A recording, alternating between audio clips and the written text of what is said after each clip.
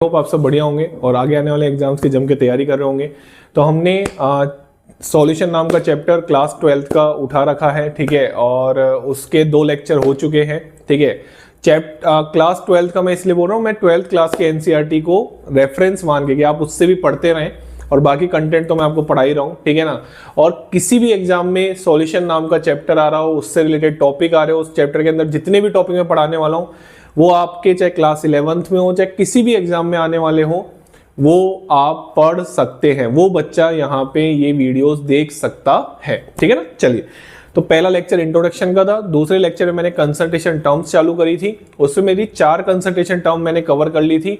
Videos में लंबी नहीं बनाने वाला हूँ, मैं हर वीडियो में ये बात बोलता हूँ, शॉर्ट वीडियो बनेगी हाँ, लेकिन मैं डिटेल में बातें करने वाला हूँ, ठीक है। चलिए, कुछ भी नहीं छोड़ूंगा मैं, चाहे मेरे को 20-25 मिनट 2 चीजों को समझाने में लग जाए, लेकिन समझा दूंगा। 4 कंसंट्रेशन टर्म मैंने कवर कर ली थी। कौन कौन सी?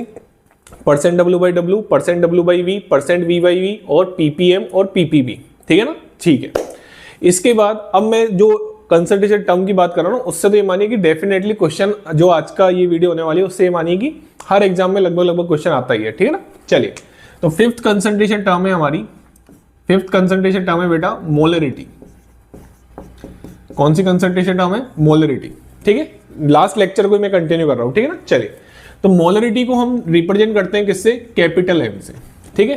पहले तो इसका मतलब समझते हैं। इसकी डेफिनेशन बच्चों को पता नहीं होती है। इसकी डेफिनेशन होती है नंबर ऑफ, या हम ऐसे बोले number of mole of solute, या हम ऐसे सिंपल सा बोले, ठीक है, हम सिंपल सा बोले क्या कि sir mole of solute dissolve in, बहुत इंपॉर्टेंट टर्म है बेटा, आराम से सीखें। Dissolve in 1 litre, dissolve in 1 litre है, क्या है? Litre, 1 litre solution.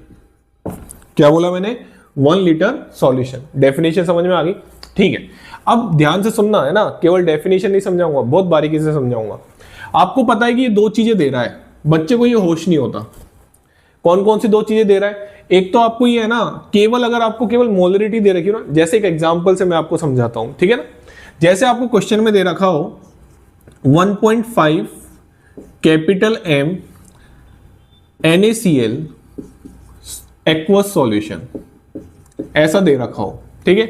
अब इसको आप कैसे पढ़ेंगे, आइए मैं आपको पढ़ना सिखाता हूं, ठीक है ना। चलिए, यहां पे आप इसको ऐसे पढ़ेंगे कि 1.5 मोल, डेफिनेशन से जा रहा हूं मैं, 1.5 मोल सॉल्यूट डिसॉल्व इन